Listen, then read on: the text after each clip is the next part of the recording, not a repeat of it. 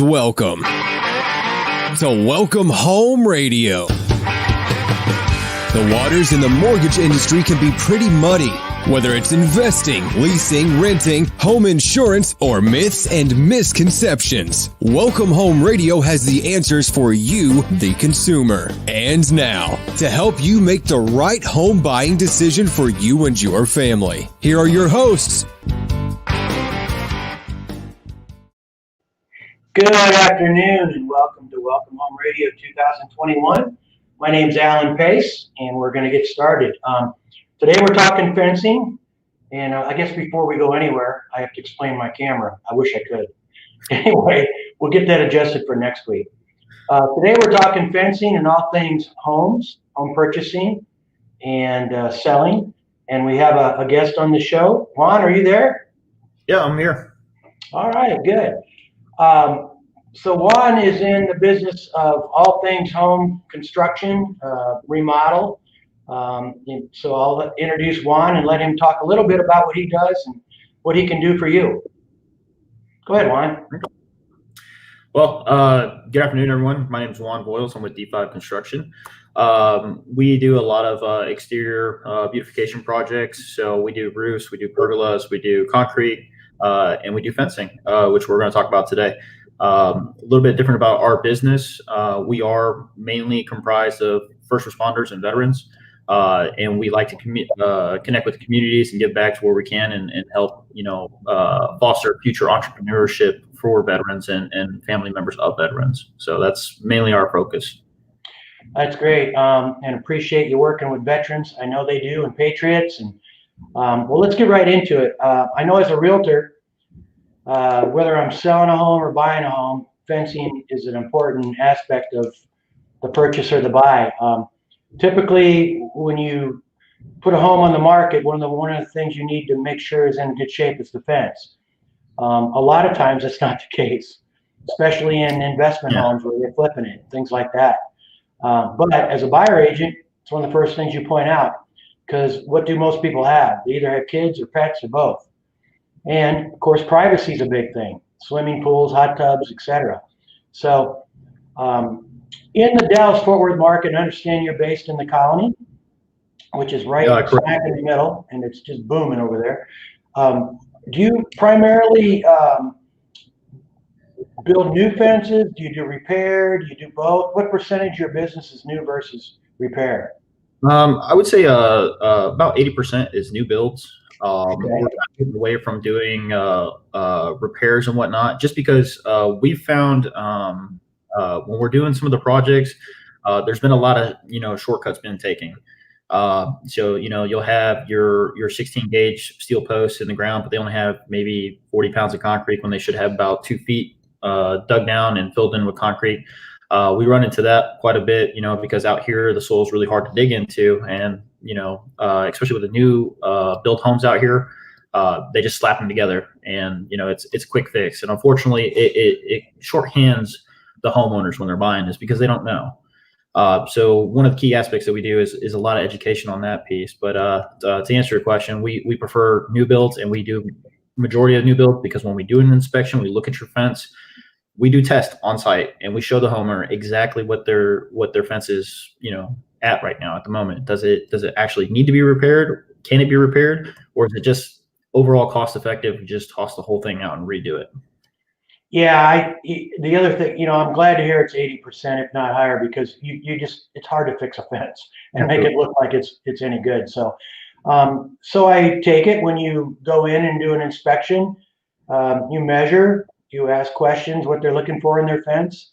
There's different qualities of wood, different qualities of posts, different qualities of materials in general that go into fencing.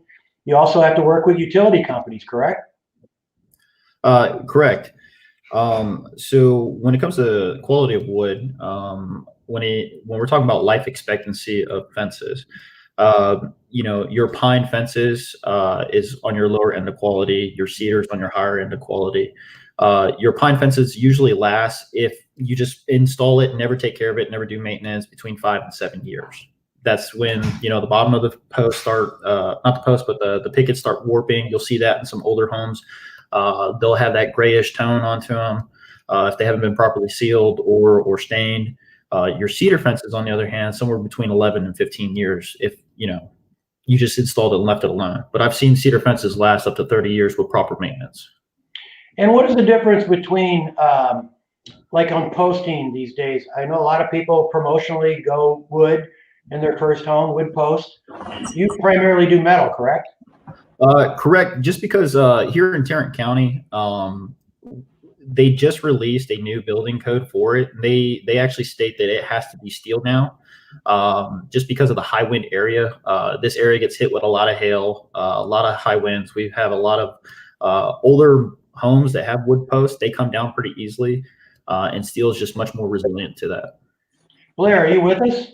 I am with you now. For some reason, what I'm going to do, I'm going to sign off for just a minute, get this camera adjusted, and I'll be right back. Isn't it wonderful life, Juan, with technology? I tell you. Yeah. Hey, I appreciate you taking time today with us and to go over so much. And I am so sorry to our audience listening. We've had some little technical difficulties with my speakers. I couldn't hear anybody, but evidently you guys could hear me.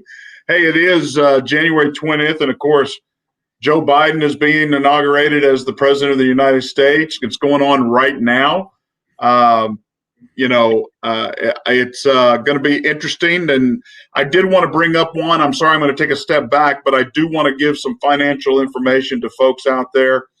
Joe Biden coming in has two positions that are key to our industry. And he's announcing that the new chairman of the CFPB, which is the Consumer Financial Protection Bureau, will be Rohit Chopra, and the head of the SEC will be Gary Gensler. The new CFP chairman is more stringent on regulation, so it could impact our industry. We'll have to keep an eye on how things progress. And with the new administration entering in the office today, most people are waiting to see the approach to business or their personal life. It's a wait and see type approach. Things are moving forward in our industry. Applications are a little bit up on purchasing, down on refis. So again, all things good. Interest rates are going to stay well, but we are talking about fences. And Juan, I want to let you know I'm interested in a fence. I heard you talking a little bit, and I apologize for missing out. You're not doing much wood. Is that what I understand? You're doing more metal? Correct. Well, when it comes to the post, at least. So the posts are definitely have to be metal.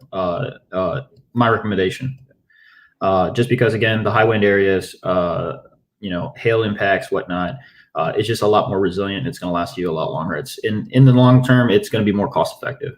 You pay a little bit more now, and you save a lot later on. What happens? I don't know if you're getting a lot of requests for quotes, but what are the key things for fencing setting up so that you will get that long-term use out of it and get the money's worth, the ROI on the expenditure? Because I'm finding more and more how people stick in the main post and things are guided along, especially perimeter lines that is our land, that sort of thing. How does that all work? Because you have to work within the city ordinance as well as what the client wants. Correct. So a lot of times city ordinances don't allow feet, 8 foot is the highest. Is that correct? Am I assuming, or am I correct? Correct. Well, there's two folds to that one. So every county runs things a little bit differently, and then cities have their own stipulations on fences. For example, if you live in the Fort Worth region, Fort Worth does not require you, if you're redoing your fence, as long as you're staying on the property line, you don't require a permit to replace a 6 foot fence. Now, if you're going 8 feet, you have to get a permit. It's a tedious and long process, unfortunately, with COVID right now, because everything's done online. Everyone's kind of backed up. So that process does take longer, and we have to, it's one of those things we manage the expectations of the customer. Like, this is what's affecting business. Sure. Now, help our audience understand that tedious process. What are you talking about? What's going on there? If you had an 8 foot fence there, you could put an 8 foot fence. If you have a 6 foot, you can put a 6 foot. But if you're moving up from 6 to 8, what is the issue there? What is the challenge on the permit? So it sounds kind of silly sometimes, because we have in-house discussions with architects as well. But essentially, the process is you go down to City Hall. We have to request a plat. to ensure the survey's up to date, make sure, the property lines haven't moved or haven't exchanged, and, make sure we're building where we're supposed to be building.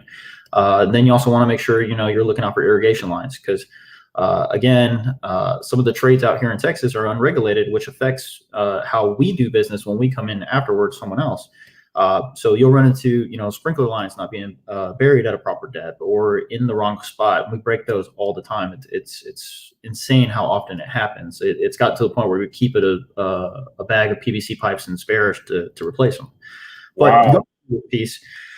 After you do that, you get on an online portal. We submit it. We have to verify that we're a licensed contractor. We have license, through the state of Texas and whatnot, to do it right, so to speak, because, there are people out there that'll do the job, and, you pay for what you get, kind of thing.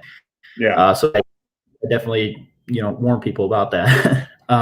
So you go through this process, you fill out your build plan. We have to submit a survey, an outline of the property, and then what type of materials are we using, how it's going to be built, and then go from there. So it's very stringent in Fort Worth, but it's definitely worth it if you're looking to get things done right and know that something's going to last you a while. Now, do you do work outside of Fort Worth? Are you out in other areas as well, or you try to stay focused just in Fort Worth? So we service all of DFW. Okay. As far as Melissa, and as south as Cleburne. So we serve a pretty large area. And if it's something that we can get out to, thanks to our network, through veteran circles or through master networks, we have someone somewhere that can help you out, even if it's not. So you subcontract and/or get and make that introduction happen. Appreciate that. And now, how long have you been in? You served our country as a Marine 10 years. Thank you very much for your service. When did you get into construction? So it honestly happened by accident. So when I was younger, I did, drywall, stuff like that, before I went to the Marine Corps as a kid. After getting out, I was looking at trying to, start up a new business. I wanted to be my own boss, because I was tired of taking orders, because, for 10 years. Hey, come on now. But no, I kind of wanted to go out and build my own path, essentially. So what I ended up starting was a power washing company called Alliance Services. They're no longer around because we kind of absorbed into D5 and everything else. But we did power washing. So we did sidewalks, we did driveways, we did homes. Mobile homes was a big thing for us. Like, we'd power wash those, make them look all pretty and stuff. We still have those capabilities in-house as D5. But that's where we started. But what got us started into it really was we were power washing fences. There was a need for that. And then restanding them, because it's the maintenance that comes with the fence. Power washing and restanding your fence extends your fence's life astronomically. Instead of having at the 5-10 year, you get a power wash and stain every 2-3 years. Your fence will last a very, very long time. So it's like the maintenance. It's like changing oil in the car. If you stay on top of it and take care of it, it'll take care of you, and it'll last a lot longer, and your investment is well worth it. It's good. Hey, thanks, David Tanner. Appreciate you coming on and listening. Yes, we appreciate Juan's service. Hey, that's really interesting that you compare that. I love the comparison of maintenance. You and I both know, having served in the military, -10, -20 level services are required on any vehicles and/or our own weapon systems, including our handgun and rifles. But help people understand, in maintaining a fence, what are the things that they could be doing outside of power washing and staining if it's a wooden fence. One of the things that I'm troubled with on mine, and I've got about a 14-year-old, probably 20-year-old fence, but I'm weed whacking all the grass away or the weeds away at the bottom, and I'm just, I'm hurting that wood, but it's difficult to get to the grass. What can we be doing to help maintain that fence better all the way around, and help us understand that, if you could? Absolutely. So one of the things you can invest into, and it's not a huge change as far as how your fence is constructed, is kickboards. They're low cost, very effective. They're meant to get damaged. Aesthetically, if you were to do a top cap and trim and put a 1x4 on the bottom of the trim, it still looks aesthetically appeasing, and it serves its purpose. It's meant to get whacked on, or your dog's to chew through, or even if we did the bottom rail as a 2x6, severe wood, and stain that, it's easy to rip those out and replace that instead of replacing the fence. And we offer those services with when we do the new builds. That's how you can definitely ensure the longevity of your fence instead of replacing the whole thing. Okay. Now, D5 construction, what are all the things that you do? And you say you got into this with power washing, but what makes up D5 construction? We started branching out into other things, partnered out with another roofing company, essentially. Learned from them. We looked at it. We're like, hey, we can do this better. We can take care of our customers better. If we did stuff in-house, did it with integrity, we could save people some money, and in the process, you just set a new standard, essentially. So we got into roofing. We excel at that. We got into gutters. We have a firefighter that does our gutters. He's astronomical. He's awesome. He's reasonable when it comes to pricing.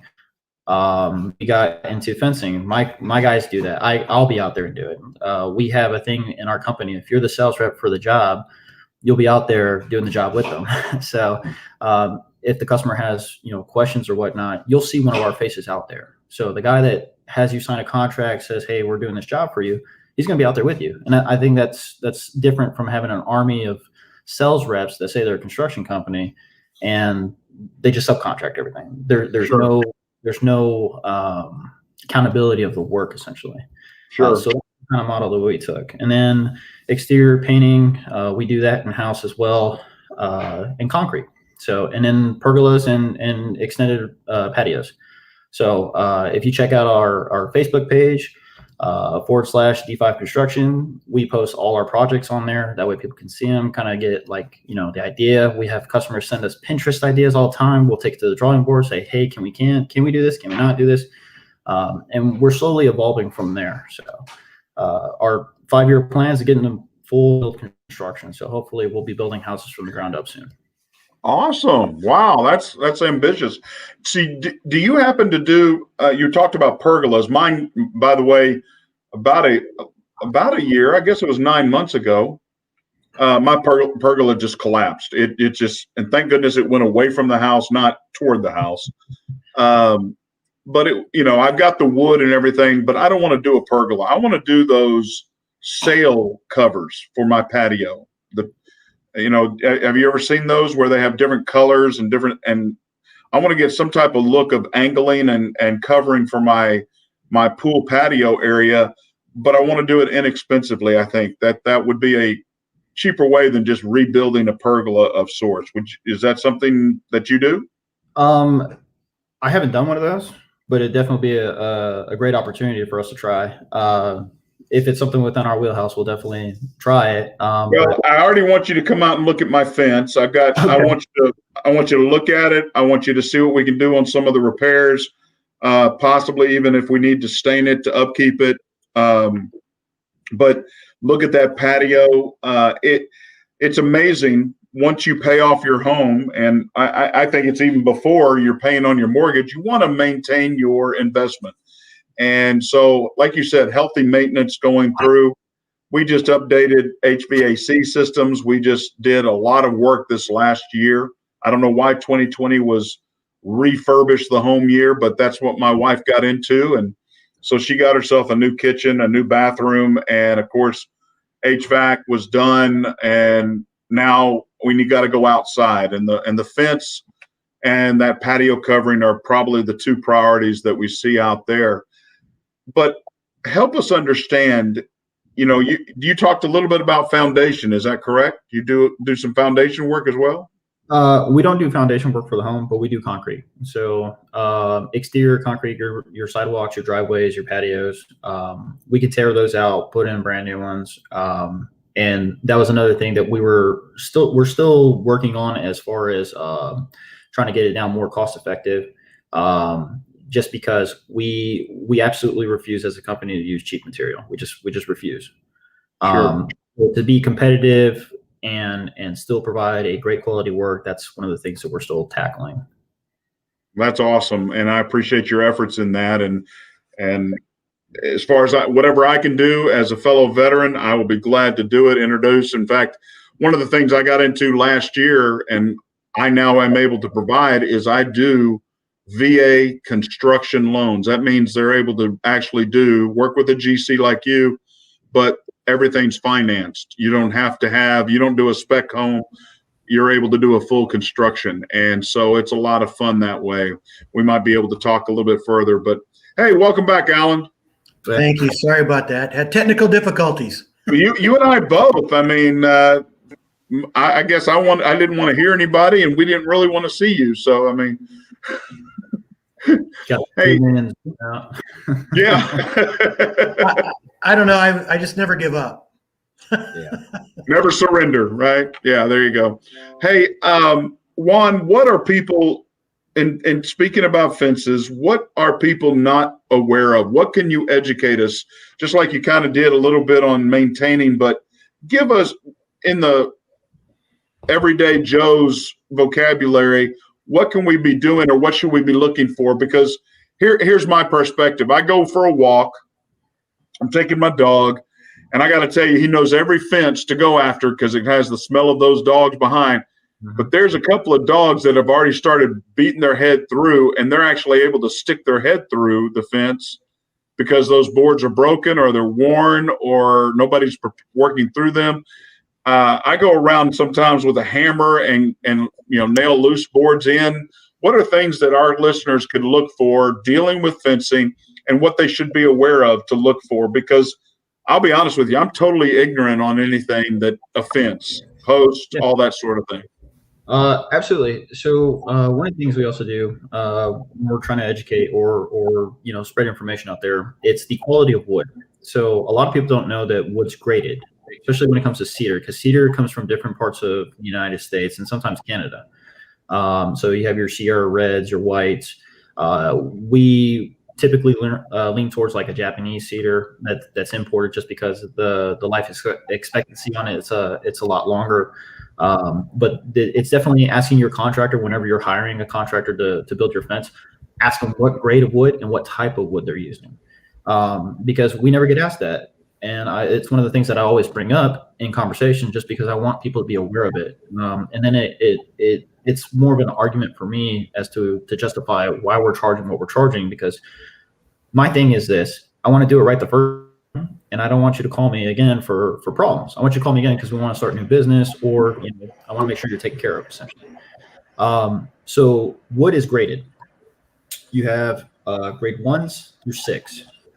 Your Home Depot woods is somewhere between 4 and 5. Grade 1s, all it means is like the size of the notches are in the wood, what part of the tree is being cut down, what part of the tree is being sawed to make your planks or your pickets.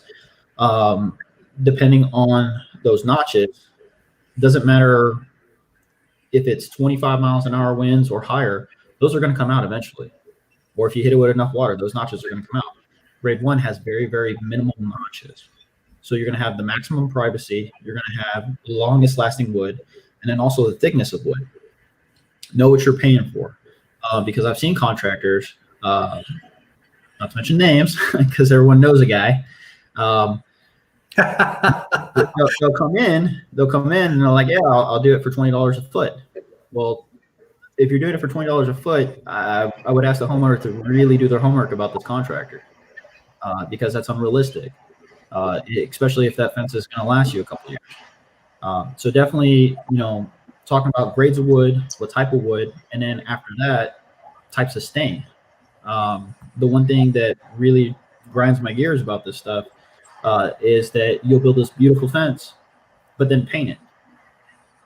Exterior paint does not belong on wood. Water-based paint does not belong on wood. It's just, in the long run, when you're trying to wash it and stain it again, it's going to strip the wood. It does more harm for it later on. It looks beautiful at first, but it's going to do more harm later on. Oil-based stains, like your natural cedars and stuff like that. I'm trying to think of the product. Ready Seal, sorry. And Woodscapes, those are great products. They'll last you a lot longer. They're easy to power wash. Here in a couple of years, reapply it. Your color stays there. And the wood. Hey, Juan, could I ask you a question? Because I'm confused on something. You started talking about grade and you went 1 through 6, but I don't know which grade I want. Do I want 1 or do I want 6? You said Lowe's goes in 4 or 5. Do I want number 1 is the best grade? Is that what I'm saying? 1 is the best grade. Absolutely. Okay. So 1 is going to last you the longest. It's wood's perfectly dried out. It's been maintained. It's right now it's kind of hard to find due to COVID, especially out here. Does that go to framing wood? Is that normally where those are utilized, or are they utilized on things like fences as well? When it comes to cedar, they're mostly used on fences or pergolas. When it comes to your framing, you're usually using pine. So different types of material, just because pine's going to get covered either way. Is all wood graded the same way? No. So your pine is graded a little bit different from cedar. And then because cedar is mostly for exterior purposes, pine is mostly for interior purposes. And they have their own grading scale as well.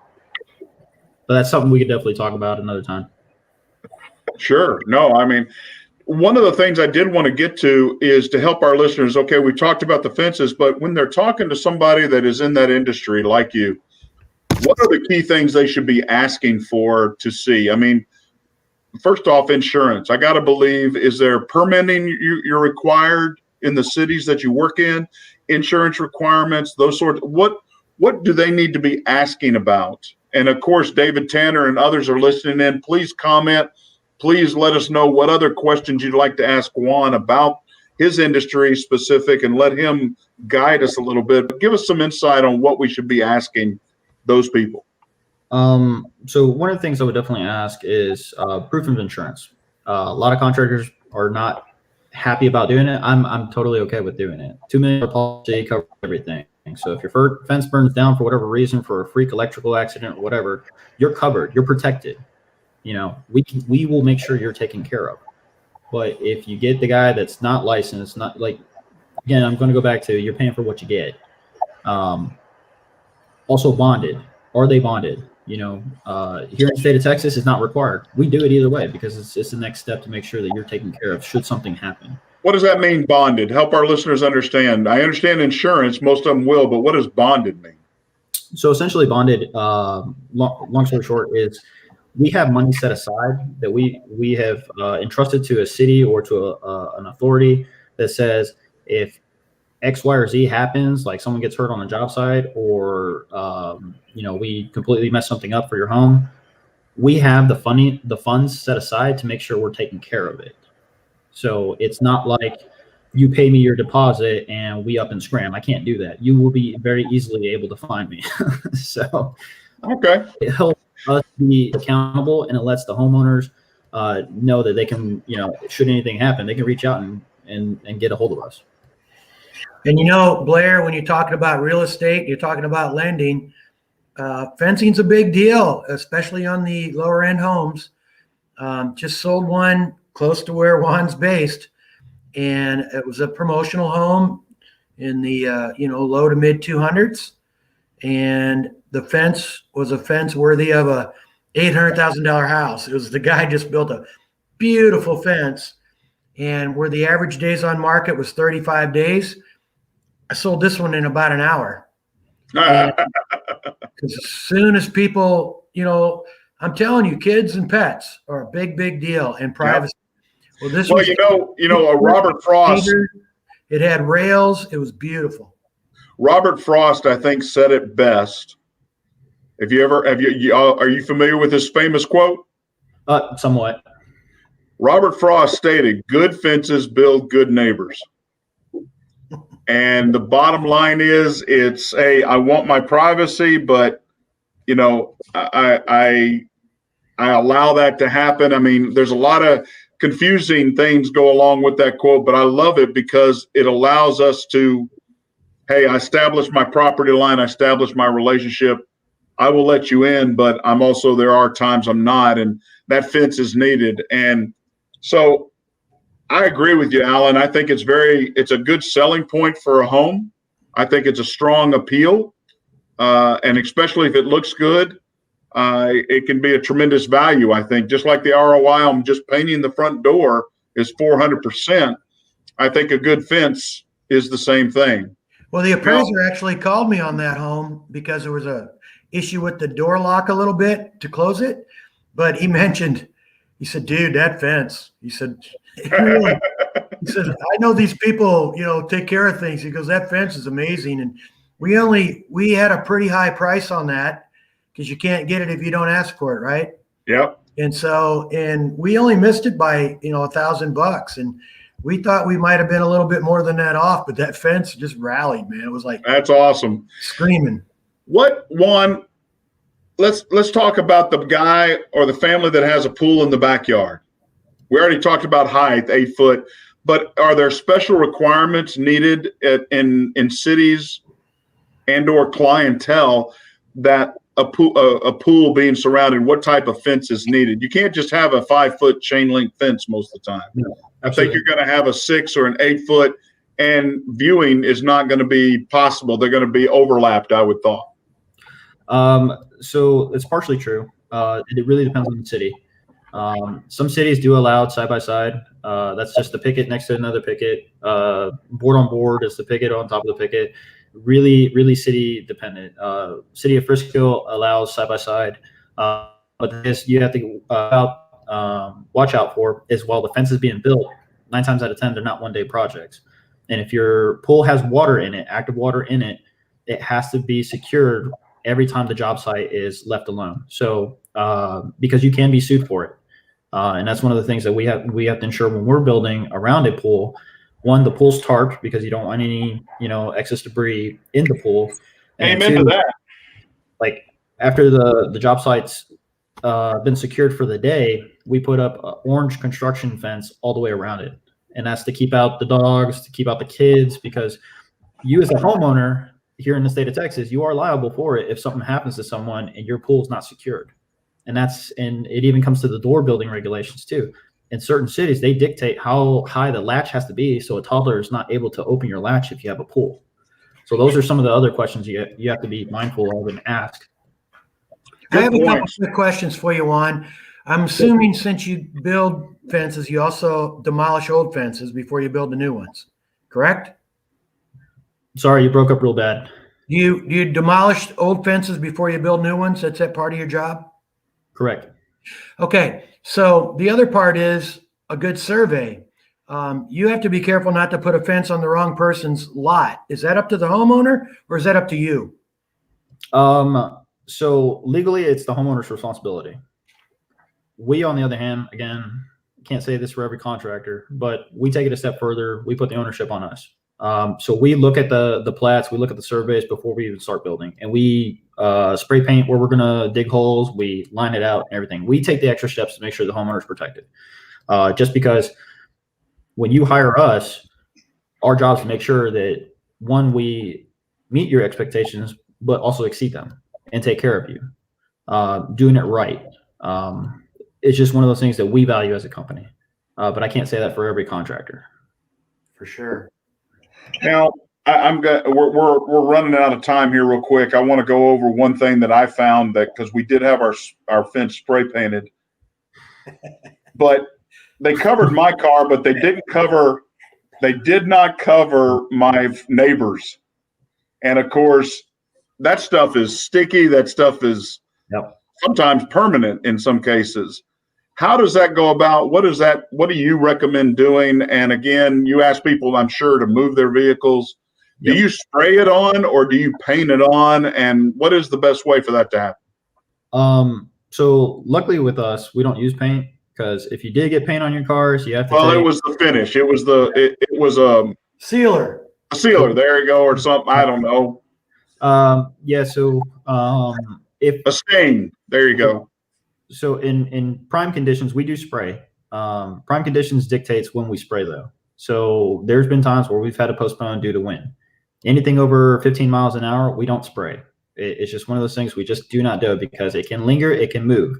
I do that. I don't like cleaning paint off bricks. I don't like cleaning paint off cars. I just refuse to do it.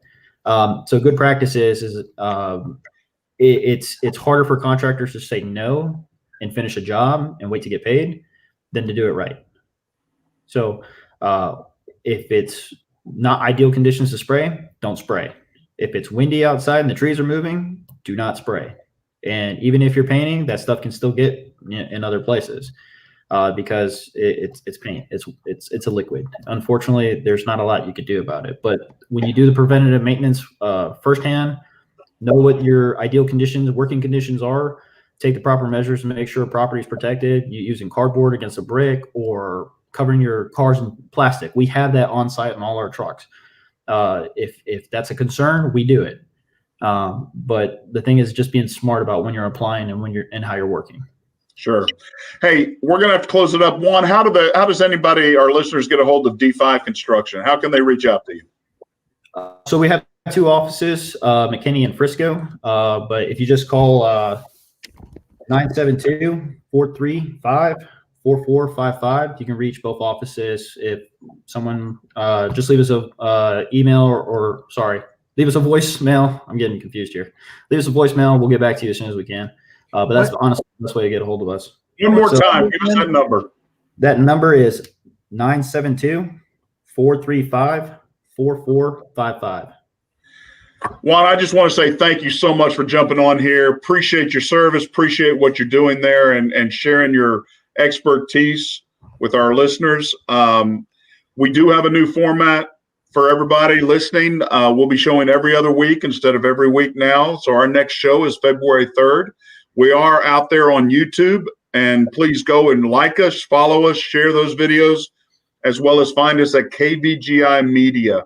Juan, appreciate your time, and Alan, always great to see you. Glad you got your camera situated and my speakers are done. Well, I'm glad you guys got to see me both close up and far away. It was awesome. Yeah, there you go. Well, hey, thank you again. God bless everyone out there, and God bless our country as we make this transition today. Take care. Bye-bye.